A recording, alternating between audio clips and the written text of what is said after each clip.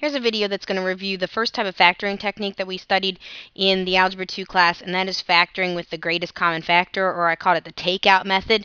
Basically, it's reverse distributing, trying to figure out what we can take out and what is left, undoing and distributing.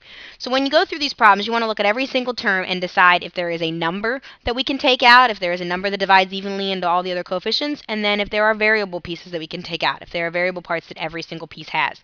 So when I look at the first three terms here, I notice that they're all divisible by 3, so I can take out a 3. Then I look at x's. We have an x squared, an x squared, and an x cubed. They all have at least an x squared, so I can take that out. And then when I look at the y's, I have a y squared, I have a y, and a y cubed. So they all have at least a single y. In parentheses, you're going to write down what's left. So what you're doing is dividing out the greatest common factor. So if we started with a 12 and we divided out a 3, we are left with a 4. When it comes to the variable pieces, you're thinking of it as like subtracting exponents, whereas when you were distributing, you were adding exponents.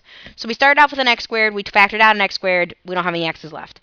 We started off with a y squared, we took out a y, we are left with a y. Plus, 3 divided by 3 is 1, so you can write a 1 or you don't have to write anything at all. We started off with an x squared, we brought out an x squared, so we don't have anything left there. We started off with a y, we brought out a y. We have brought out everything. When that happens, you don't want to put a 0 or leave it blank. You want to put a 1 there, showing that you divided everything by itself. And then finally, minus 15 divided by 3 is 5. You have an x cubed, you took out an x squared, you have an x left. You have a y cubed, you took out a y, you have a y squared left. So we have what we brought out, and we have the pieces that are left. If you want to check and see if you're right, if you distribute, you end up right with the original polynomial. For the second one, we look at our numbers, 15, 10, and 25. The greatest common factor between those numbers is a 5. We have an x to the 5th, an x to the 4th, and an x to the 2nd. They all have at least an x to the 2nd. What we have left when we divide that out, we start with 15, we divide out of 5, we're left with 3. We started out with x to the 5th, we took out x to the 2nd, so we have 3 x's left over. 10 divided by 5 is 2. We started out with an x to the 4th. We took 2 of them out. We are left with an x to the 2nd. And then minus 25 divided by 5 is 5. And we started off with an x squared. We pulled out an x squared, so there are no x squareds left. And then finally the last one. This one we have a 7, an 8, and a 5. There are no common factors between 7, 8, and 5. In fact, 7 and 5 are prime numbers. They will not have any common factors. So I can't take out a numeric piece.